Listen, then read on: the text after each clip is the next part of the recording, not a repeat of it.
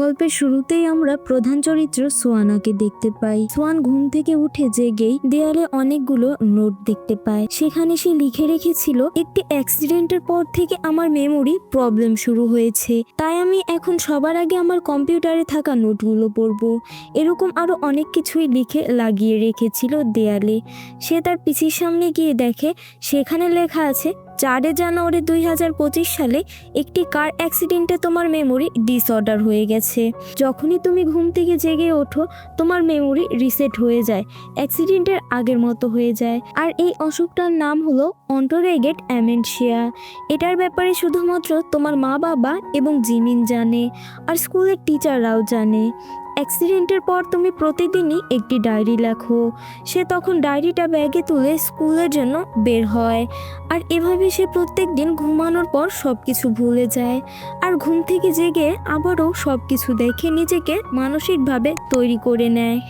এরপর সে তার মা বাবার সাথে খাবার খেয়ে স্কুলে বাসে উঠে পড়ে। বাসে তার পাশে আমার লিড ক্যারেক্টার জেউনকে দেখতে পাই। বাসে দুটো ছেলে সোয়ানকে দেখে কথা বলছিল, যে মেয়েটা তো অনেক কিউট, তাকে কি প্রপোজ করে দিব। আরেকজন বলছিল সে কারো প্রপোজাল অ্যাকসেপ্ট করে না। তখন জিওন প্রথমবারের মতন সোয়ানকে খেয়াল করে। বাসটা যেতে যেতেই হঠাৎ অনেক জোরে ব্রেক করে সোয়ান পড়ে যাচ্ছিল, আর তখন জিওন তাকে ধরার চেষ্টা করে, কিন্তু সে তার বদলে শুধু তার ঝুঁটিটাই ধরতে পারে। জিওন তখন ডেকে বলতে থাকে, যেও না জানি মেয়েটা এখন তাকে কি বলে, কিন্তু সোয়ান কিছুই বলে না। সে তাকে সরি বলে, কিন্তু তবুও সোয়ান কিছু বলে না। এরপর তারা স্কুলে চলে আসে, যেন দেখে সোয়ান তার সামনের ক্লাসেই ঢুকছে, আর এরপর সে যখন তার টেবিলে যায় গিয়ে দেখে সেটা নোংরা হয়ে আছে, আর তার পাশের ছেলেটা ঘংশি টেবিল পরিষ্কার করছে। জিওন তাকে বলে, তুমি কেন চুপচাপ এসব সহ্য করো, আসলে ছেলেটাকে কিছু ছেলে বুলি করতো। তখন জেন উঠে যায় ওই ছেলেগুলোর সাথে কথা বলতে। তাদের গিয়ে বলে, তোমরাই তো আমার টেবিল নোংরা করে এসেছো তাই না, এখন থেকে আর এরকম করবে না, আর তাকে বিরক্ত করবে না। তখনই সে বাইরে দেখে সোয়ানকে একটি ছেলে প্রপোজ করেছে। তো প্রত্যেকবারের মতো সে একবারেও তাকে রিজেক্ট করে দেয়। আসলে সোয়ান তার মানসিক সমস্যার কারণে এসব জড়াতে চায় না, কিন্তু অন্যরা ভাবে সোয়ান হয়তো ভাব দেখায়, সে কারণেই প্রপোজাল অ্যাকসেপ্ট করে না। বুলিরা বলছিল, আমরা কি ট্রাই করবো কি না। তখন একজন বুলি, যার নাম হলো তেহন, সে জ্যানকে বলে, তুমি সোয়ানকে গিয়ে প্রপোজ করো, যদি এটা করো তাহলে আমরা গংশিকে বিরক্ত করব না। জেনুন তখন কিছুই বলে না। প্রিকাস টাইমে জেনুন সোয়ানকে দেখছিল, তখন ওই ছেলেগুলো তাকে মেসেজ করে সোয়ান প্রপোজ করতে বলেছিল। সে গংশিকের জন্য চিন্তা ছিল যে হয়তো সে তাদের কথা না শুনলে তারা আবারও গংশিককে বুলি করবে। এরপর ক্লাস শেষে ওই ছেলেগুলো আবারও তাদের কাছে আসে আর বলে, প্রপোজ করার ব্যাপারে তুমি কি ভাবলে। জেওয়ান বলে, তোমরা শুধু এতটুকুই চাও যে আমি ওই মেয়েটাকে প্রপোজ করব, তাই না? ঠিক আছে, আমি এটাই করব। এটা বলে সে চলে যায় প্রপোজ করার জন্য। এরপর সোয়ানকে গিয়ে সে ডেটে যাওয়ার জন্য অফার করে। ছেলেরা তাদের দুইজনের ভিডিও বানাতে থাকে, কিন্তু সবাইকে অবাক করে দেয়। সোয়ান বলে, ঠিক আছে, স্কুল শেষে দেখা করব। এটা শুনে তো জেওন অবাক হয়ে যায়। তার তো ধারণা ছিল না যে সোয়ান তার প্রপোজাল অ্যাকসেপ্ট করবে। সে ভেবেছিল তাকে হয়তো রিজেক্ট করবে। সবাই এই ঘটনা দেখে অনেক অবাক হয়ে যায়। তারা বলতে থাকে যে এটা কি হলো। পুরো স্কুলের সবার কাছে তার প্রপোজ করার ভিডিওটা চলে যায়। এরপর স্কুল শেষে সোয়ান তার কাছে চলে আসে আর বলে, তোমার নাম কি কিম জিওন তাই না? সে বলে, হ্যাঁ সোয়ান। তখন তার ফোনটা চাইতে থাকে। সে জিজ্ঞাসা করে, কিন্তু কেন? সোয়ান বলে, আগে দাও। এরপর সে জিওনের ফোনে তার ফোন নাম্বারটা সেভ করে দেয় আর নিজের ফোনে লেখে, সেকেন্ড ইয়ারের কিং জেওন, সে আমার বয়ফ্রেন্ড। আর সে খুবই কম কথা বলে। জিওন বলে, কে বয়ফ্রেন্ড? আমি। সোয়ান বলে, হ্যাঁ কেন, তুমি তো ডেটের জন্য বলেছিলে, তাই না বয়ফ্রেন্ড? জিওন আমতা আমতা করতে থাকে, কিন্তু যে সত্যিটা বলে দেয় যে আমার বন্ধুদের কিছু ছেলেরা বুলি করছিল, আর বুলিলার বলেছিল যদি তোমাকে প্রপোজ করি তাহলে তারা আমার বন্ধুকে বিরক্ত করবে না, এজন্যই প্রপোজ করেছিলাম, তাই আই এম সরি। সোয়ান এটা শুনে খুশি হয়ে বলে, তোমার বন্ধু অনেক লাকি, কিন্তু আমার এসব কোনো সমস্যা নেই। এখন বলো, তুমি আমার সাথে থাকতে চাও কি না? জেওন কিছু বলতে গেলে সে বলে, তোমার সমস্যাটা আসলে কোথায়? তখন জেওন বলে, এমন নাই যে আমি ডেট করতে চাই না, কিন্তু তুমি আমাকে পছন্দ করো। সোয়ান বলে, তো জেওন বলে, তাহলে কেন ডেট করতে চাও? সে বলে, এমনিতেই নতুন কিছু ট্রাই করতে চাইছিলাম, লাইফ বোরিং হয়ে গিয়েছিল তাই জন্য। কিন্তু কিছু শর্ত আছে। ধরে নাও, ডেটিং রুলস 1 নাম্বার হলো একদম কম কথা বলতে হবে, 2 নাম্বার রুলস হলো শুধুমাত্র স্কুলের পরেই আমরা দেখা করব, আর 3 নাম্বার হলো আমরা কখনোই সত্যি সত্যি ভালোবাসবো না। মানে সোয়ান তার সাথে টাইম পাস করতে চাইছিল, যেন এই সব অদ্ভুত নিয়মগুলো মেনে নেয় আর জিজ্ঞাসা করে, কিন্তু কোথায় দেখা করব? এসব বলে তার পিছু পিছু চলে যায়। এরপর তারা দুজন দুজনকে জানতে থাকে। সোয়ান তার কি কি ফেভারিট সব কিছু নেয়, আর এই সব কিছু সে তার ফোনের নোটবুকে লিখে রেখেছিল। এরপর তার খাবারের ব্যাপারে সব ডিটেলস জেনে নিচ্ছিল। তার প্রিয় গান কোনটা সেটা জানতে চাইলে সে বলে তার কোনো পছন্দের গান নেই। সোয়ান সব কিছু A to Z লিখে রাখছিল। এসব দেখে যেন অনেকটা অবাক হয়ে যায়। এরপর বাস চলে আসে, তারা দুজনে একসাথে বাসে গিয়ে বসে। তখন জিয়ন তাকে দেখায় যে একটি গান তার জন্য অনেক পছন্দ। সোয়ান বলে, তোমার কোন স্পট পছন্দ? সে বলে, তার কোনো স্পটই পছন্দ নয়। সোয়ান কারণ জানতে চাইলে সে বলে, আমার অনেক ঘাম হয় আর আমি স্বাস্থ্যের প্রতি অনেকটা যত্নবান। এটাই সোয়ান হাসে আর এটা লিখে রাখে। সে বলে, তুমি অন্যান্য ছেলেদের থেকেও অনেক আলাদা। জিয়ন বলে, তুমিও আলাদা। সোয়ান বলে, ঠিক আছে, আমি নর্মাল নই। রাতে জিয়নের বাবার কাছ থেকে ফিরলেই জিয়ন বলে সে রান্না করে রেখেছে। সে তার বাবার সাথেই থাকে, আসলে তার মা নেই। বিছানায় শুয়ে ভাবে সে সোয়ানকে মেসেজ করবে কিনা, কিন্তু তার মনে পড়ে যায় সোয়ানের প্রথম শর্ত ছিল তার বেশি কথা বলবে না, তাই সে মেসেজ দেয় না। পরদিন স্কুলে আসলে সবাই তাকে টিস করছিল, আর আজকে সেই ক্লাসে এসে দেখতে পায় যে তার টেবিলটা আজকে পরিষ্কার আছে। গংশিকেও হাসি খুশি ছিল, অর্থাৎ তো ছেলেগুলো আজকে গংশিককে বুলি করেনি। গংশিক তাকে একটা জুস দেয়, আর কোরিয়াতে কেউ যদি তোমাকে কোনো ড্রিঙ্কস দেয় এটার মানে হলো সে তোমার সাথে ফ্রেন্ডশিপ করতে চায়। যাই হোক, এরপর লাঞ্চ টাইমে সে সোয়ানকে দেখতে পেয়ে তাকে ডাকতে চায়, কিন্তু তখনই তার আবারও মনে পড়ে সোয়ানের দ্বিতীয় শর্ত ছিল তারা শুধু স্কুলের পরেই দেখা করবে, তাই সে তাকে ডাকে না। তখন সোয়ানের বেস্ট ফ্রেন্ড জিমিন জিয়নের দিকে তাকিয়ে থাকে। এরপর জিমিন তার সাথে কথা বলতে আসে আর বলে, সোয়ান ডেট করো না। সে জানতে চায় কেন। জিমিন বলে, তুমি তো তাকে পছন্দ করো তাই না? জিয়ন বলে, তোমার কেন এমনটা মনে হলো? সে বলে, এর আগে তো কখনোই তুমি তার দিকে তাকিয়েও দেখোনি। কিন্তু জিয়নও বলে, আমি এখন জানতে চাই যে সে কেমন। তখন জেন তার ফোন নিয়ে নিজের নাম্বার দেয়, আর ওই বুলিরা দেখে ভাবে জেন হয়তো তাদের দুইজনের সাথেই ডেট করছে, তাই তারা আবারও গংশিককে বিরক্ত করতে থাকে। তারা তার নোটবুক নিয়ে ছোড়াছুড়ি করছিল, আর তখনই সেখানে তাদের বুলিদের লিডার তেহন এসে সবাইকে বলে তাকে বিরক্ত করা বন্ধ করো, কারণ আমরা জেওনকে কথা দিয়েছিলাম। এরপর স্কুল শেষে তারা দুজনে একটি গেমিং জোনে আসে। এখানে তারা দুজন একসাথে অনেক আনন্দ করে, গেম খেলে আর দুজনে একসাথে খাবার খায়। তারা অনেক বেশি সময় কাটাতে থাকে। এভাবে দুইজনের প্রত্যেক দিন কাটে, আর প্রতি রাতে সয়ন এই সব কম্পিউটারে লিখে রাখে। এরপর স্কুল শেষে সয়ন আর জিয়ন একটা জায়গায় পার্টি করতে আসে। এখানে জিয়ন তার জন্য গান গায়, আর এই সব কিছু সে ভিডিও করে রাখছিল। এরপর ওই বুলিং গ্যাং সবাই ওদের লিডার তেহনকে ধরেই পিটাতে শুরু করে। তখন জেহন এটা দেখতে পায়, তবে সে কিছুই বলে না। এবার বুঝুক যে বুলি হলে কেমন লাগে। কিন্তু একটু পরে সে তাদের দিকে জুস ছুঁতে থাকে, সময় তাকে মারতে যায়। আর তখনই সয়ন চিৎকার করে টিচারকেও ডাকতে থাকে। জিমিন সবকিছু ভিডিও করছিল, এটা দেখে সবাই পালিয়ে যায়। জিমিন রেকর্ড করেছে দেখে তেহন তো অনেক খুশি হয়ে যায়। এভাবেই তারা তেহনকে সাহায্য করে। এরপর জিয়ন তাকে ফার্স্ট এড দেয়, আর এই সময় তেহন জিমিনকে চোখ মারতে থাকে। আসলে সে জিমিনকে পছন্দ করত। জেন তাকে মুখ ঘোরাতে বললেও সে বারবার জিমিনকে দেখছিল, যা দেখে বাকিরা অবাক হয়। সে বলে, তুমি প্রথমে আমাকে সাহায্য করলে না কেন?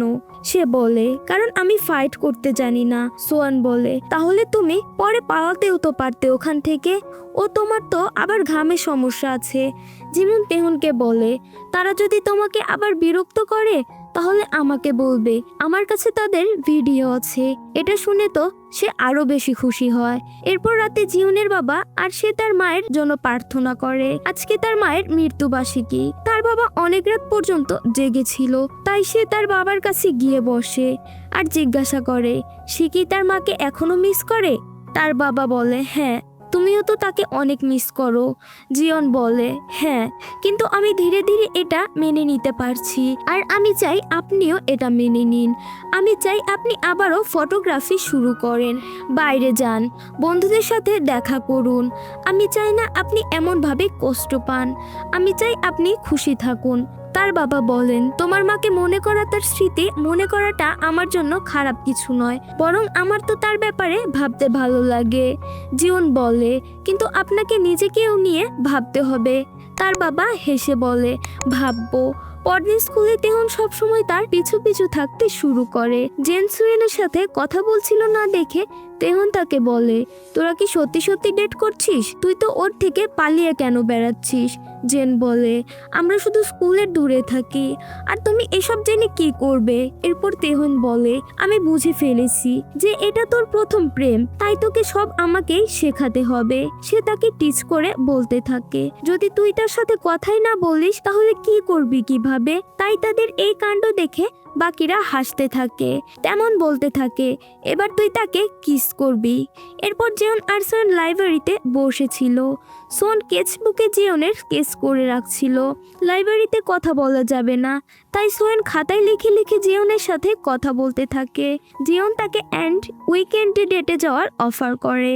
এরপর ওই দিন তারা সকালবেলাতেই ঘুরতে চলে আসে। তারা সমুদ্রের কিনারায় বসে। জেন তার জন্য খাবার বানিয়ে নিয়ে এসেছিল। সোয়ান খুশি হয়ে জিজ্ঞাসা করে, তোমাকে কি তোমার মা রান্না শিখিয়েছে? জিওন বলে, না, আমি একাই শিখেছি।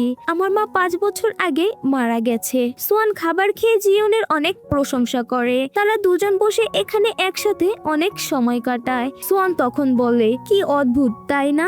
আমরা এখন আরেকজনের সাথে পরিচয় হয়েছি খুব কম সময় হলো, অথচ মনে হয় আমরা দুজন দুজনকে অনেক আগে থেকেই চিনি। এরপর রাতে যখন বাসে বাড়ি ফিরছিল, সোং তার কাঁধে মাথা রেখে ঘুমিয়ে যায়। কিন্তু ঘুম থেকে জেগে ওঠে সে তার জিয়নকে চিনতে পারে না।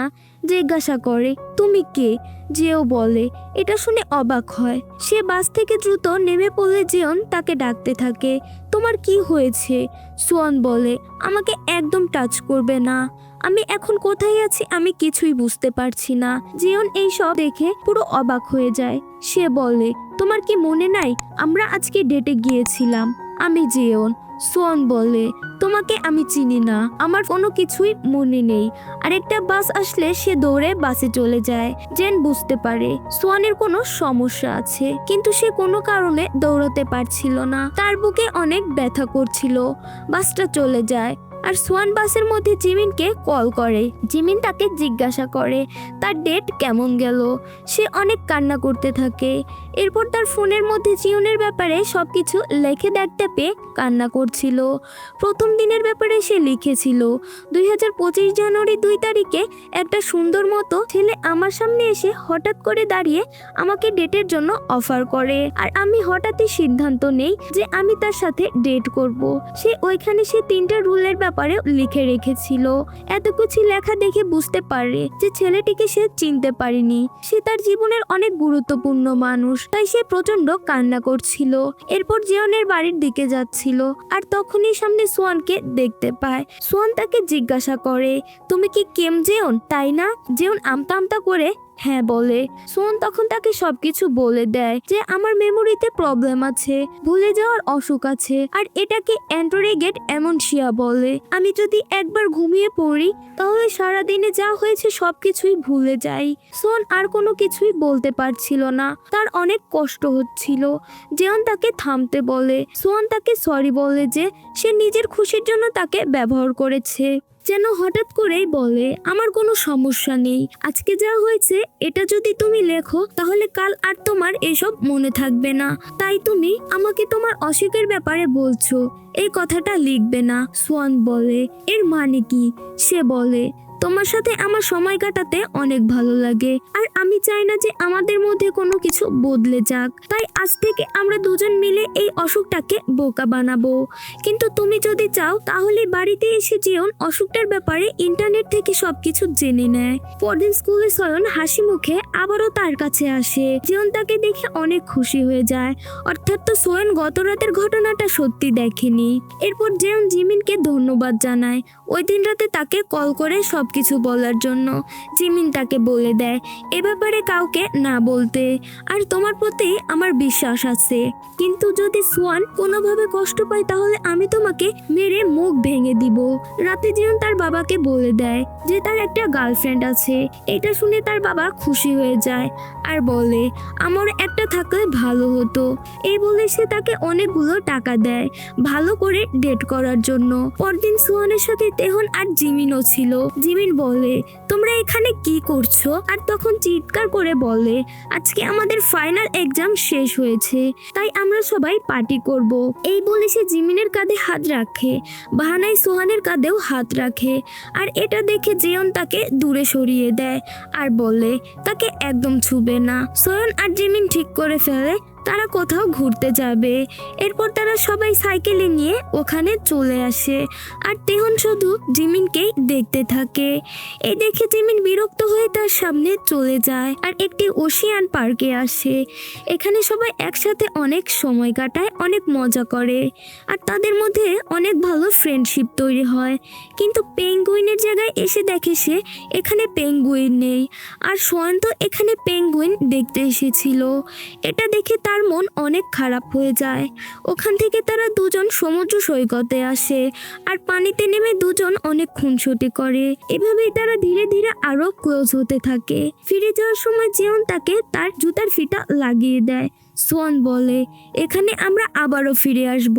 জিয়ন বলে, হ্যাঁ সোয়ন তখন আফসোস করে বলবে, এভাবে আরো একটা দিন পার হয়ে গেল।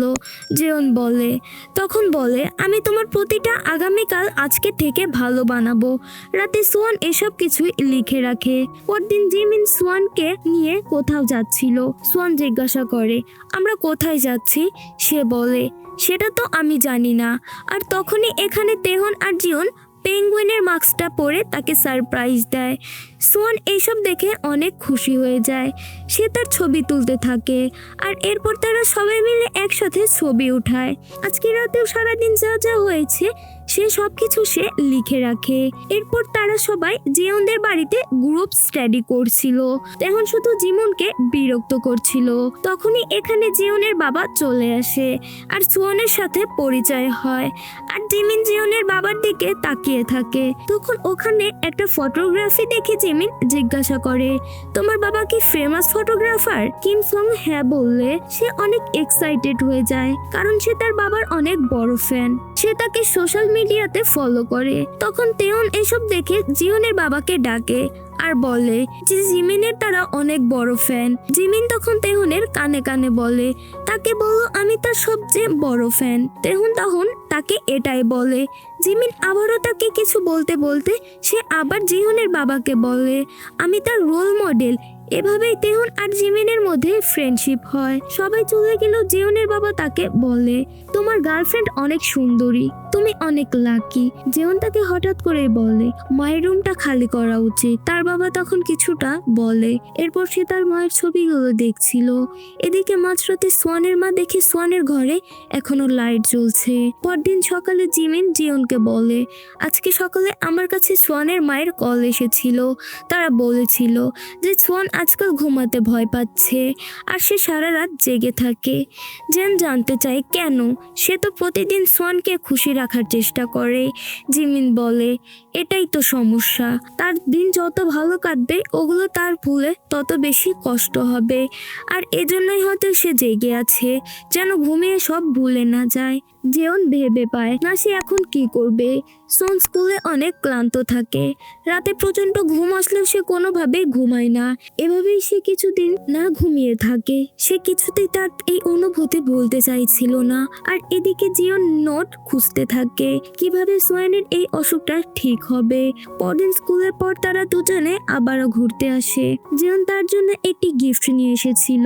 সোয়ান বলে, আমিও তো তোমার জন্য এরকম গিফট নিয়ে এসেছি। তারা গিফট এক্সচেঞ্জ করে।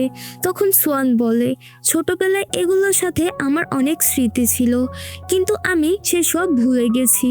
তখন জিয়ন বলে, না, তুমি ভুলে যাওনি, তোমার স্মৃতিতে এখনো সেগুলো আছে, শুধু মনে করতে পারছো না। আমি একটি ভিডিওতে দেখেছিলাম, এটাকে প্রসিডিউরাল মেমোরি বলে। আর এই মেমোরি ব্রেন দিয়ে নয়, আমাদের পঞ্চ ইন্দ্রিয়ের মাধ্যমে তৈরি হয়, অর্থাৎ তো যেটা আমাদের বাড়ি অনুভব করতে পারে। তোমার ভুলে যাওয়ার রোগ আছে, কিন্তু তারপরও তুমি সাইকেল চালালো ভুলে যাওনি, কারণ তোমার বডি এটা মনে রেখেছে। সোন তখন এটা নিয়ে রিচার্জ করে, আর সে নোটে লিখে রেখেছিল, জিমিনের সাথে কাল রেস্টুরেন্টে কি খেয়েছিলাম সেটা মনে করার চেষ্টা করো। উত্তরটা পরের পেজেই আছে। সে অনেক চেষ্টা করে কিন্তু মনে করতে পারে না।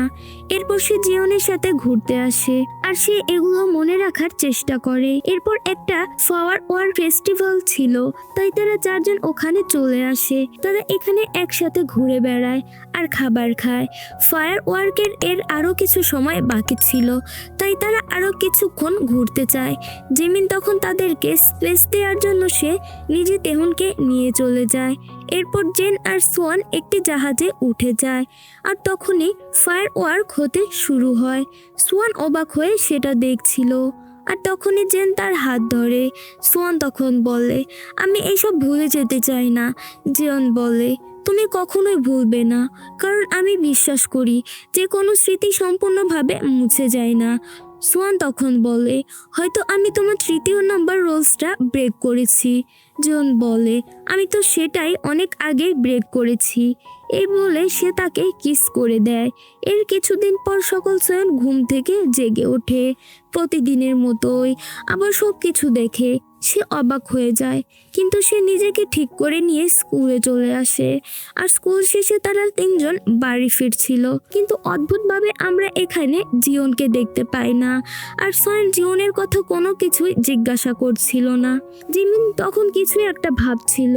তারা তিনজন একসাথে ঘুরতে যেতে চায়, কারণ তারা খুব শীঘ্রই হাই স্কুলে গ্রাজুয়েশন শেষ করবে। এরপর জিমিনের সাথে দেখা করবে। তখন তারা খাবার খাওয়ার সময় জিমিন সোয়ানকে বলে আর্ট কলেজে ভর্তি হতে, কারণ সোয়ান খুব ভালো আর্ট করতে পারত।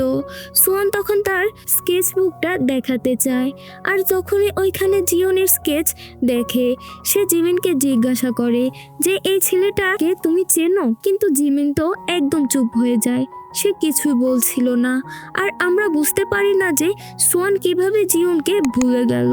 তখন জিমিনের একটা কথা মনে পড়ে, জিয়ন তার কাছে এসে একটি সাহায্য চেয়েছিল, যেন তাকে আমি একটি দুর্বল হৃদয় নিয়ে জন্মিয়েছিলাম।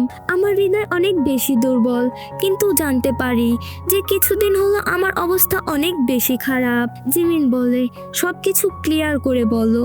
সে বলে, আমি সোয়ানকে কথা দিয়েছিলাম আমি তার প্রত্যেক আগামীকাল সুন্দর করে তুলব, কিন্তু এখন আমি জানি না যে আমার হাতে কয়েক সময় বাকি আছে, আমি যে কোনো সময় মারা যেতে পারি। জিমিন বলে, তোমার কোনো কিছুই হবে না। এরপর আমরা কিছুদিন আগের ফ্ল্যাশব্যাকে চলে যাই। একদিন স্কোয়ান স্কুলের জন্য বাইরে জিয়নের জন্য অপেক্ষা করছিল, কিন্তু জিয়নকে না দেখে সে জিয়নের ফোনে কল করে, কিন্তু সে তার ফোন বন্ধ পায়। সোয়ানের এতে অনেক মন খারাপ হয়ে যায়। রাতে বাড়ি ফেরার সময় জিমিন তাকে কল করে জানায় যে জিয়ন মারা গেছে। এটা শুনে সোয়ানের পুরো পৃথিবীটাই যেন ধ্বংস হয়ে যায়। সে তার ফিউনারেলে আসে। জিমিন আর তেহন জিয়নের জন্য কান্না করতে থাকে।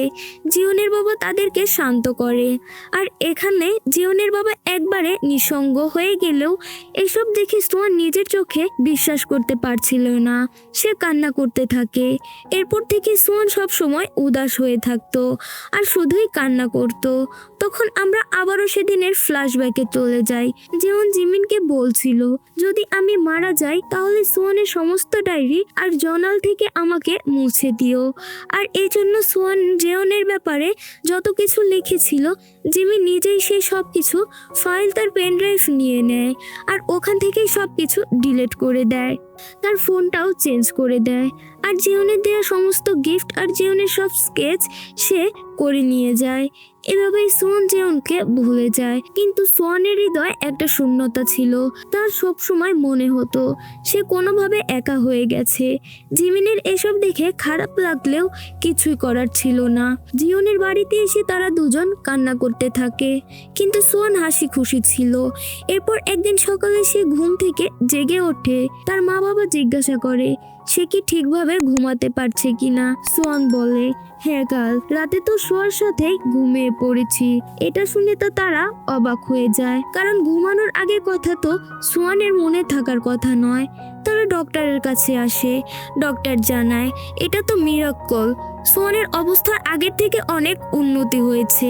ডক্টর সোয়ানকে বলে দেয় সব কিছু ধীরে ধীরে মনে করার চেষ্টা করতে। সোয়ান এটা জিমিনকে কল করে বলে দেয়। আর এরপর সে জিমিনকে বলছিল, কিছুদিন ধরে আমি কিছু কিছু স্মৃতি মনে রাখতে পারছি, কিন্তু আগের স্মৃতিগুলো রিসেট করতে পারছি না। আমার মনে হচ্ছে যে আমি কিছু একটা ভুলে যাচ্ছি, যেটা আমার জন্য অনেক বেশি গুরুত্বপূর্ণ, কিন্তু আমার মনে পড়ে যাবে, তাই না জিমিন? জিমিন তখন একদম চুপ হয়ে থাকে। এরপর তার রুমে গিয়ে জিমিনকে দেখে সোয়ান জিমিনের অনেক স্কেচ এঁকেছে। সোয়ান বলে, জানি না এই ছেলেটাকে, কিন্তু বারবার সে আমার স্মৃতিতে চলে আসছে, তাই আমি তার স্কেচ করেছি। এতে হয়তো তার কথা আমার মনে পড়বে। এইসব দেখে জিমিন প্রচণ্ড কষ্ট পায়। জিমিন তার বাড়ি এসে সোয়ানের স্কেচ বুকটা দেখে আর সে অনেক কান্না করতে থাকে, তার গিল্টি ফিল হতে থাকে। এরপর সে সোয়ানকে তার সেই সমস্ত জিনিসপত্র ফিরিয়ে দেয় আর তার থেকে ক্ষমা চায়। সে ওখান থেকে ছোট পেপার দেখতে পায়। তারা দুজন যখন অচেনা ছিল, এমনি একদিন হসপিটালে সোয়ান জেনকে দেখেছিল, যেন তার পাশে এসে বসে। সোয়ান দেখে ছেলেটি তাদের স্কুলে পড়ে। সে তার নেম ট্যাগ করে দেখে, নামটা দেখে নেয়। সে এমনিতেই তার নোটে লিখে রাখে। জিমিন তাকে প্রচণ্ড কান্না করতে থাকে। আর এইসব সব কিছু দেখে সোয়ান অবাক হয়ে যায়। তার এখনো কোনো কিছুই মনে পড়েনি, কিন্তু জিওনের ব্যাপারে এত লেখা আর ভিডিও দেখে সে কান্না করছিল। পরদিন জিওনের বাবা এখান থেকে চলে যাওয়ার জন্য সব গুছিয়ে নিচ্ছিল, আর তখনই ওখানে সোয়ান চলে আসে। জিওনের বাবা তখন জিওনের কিছু জিনিস তাকে দিয়ে দেয়। সেখানে তো আর গিফটগুলো ছিল। এসব দেখে সোয়ানের চোখে কেন যেন জল চলে আসে। সে সরি বলে, কারণ তার তো কোনো কিছুই মনে নেই। জিওনের বাবা বলে, এটা সময় আমাদের সবার স্মৃতিগুলো মলিন হয়ে যায়, কিন্তু আমাদের হৃদয়ে যা আছে সেটা কখনোই মুছে যায় না। সে তখন প্রচণ্ড কান্না করতে থাকে। আর এরপর সে ওই সমুদ্রের কিনারায় বসেছিল। জিওনের কথাগুলো ভেবে সে প্রচণ্ড কান্না করতে থাকে। তার জিওনের কিছু কিছু স্মৃতি মনে পড়ে। তার মনে পড়ে জিওন তাকে বলেছিল, তুমি কখনোই ভুলবে না, কারণ কোনো স্মৃতি সম্পূর্ণ মুছে যায় না। সেও ওই জায়গায় আসে। সেখানে তারা দুজন আবারও আসতে চেয়েছিল। তারা তখন মনে পড়ে যেন তার জুতার ফিতা বেঁধে দিয়েছিল। ব্যাকগ্রাউন্ডে সোয়ান বলে, যদি সবাই ধীরে ধীরে তোমাকে ভুলে যায়, তাহলে আমি তোমাকে ধীরে ধীরে মনে করার চেষ্টা করব। তার তখন মনে পড়ে এই জায়গাটা তারা দুজন একসাথে অনেক আনন্দ করছিল। এইভাবে সে অনেক খুশি হয়ে যায়। আর হয়তো এই স্মৃতিটুকুই এখানে সোয়ানের জীবনে সব কিছু, আর এখানে এই অসমাপ্ত গল্পটি শেষ হয়ে যায়। তোমাদের কাছে গল্পটা কেমন লাগলো জানিও। আজকের মতো এখানেই বিদায় নিচ্ছি। ভালো থেকো, সুস্থ থেকো। আল্লাহ হাফেজ।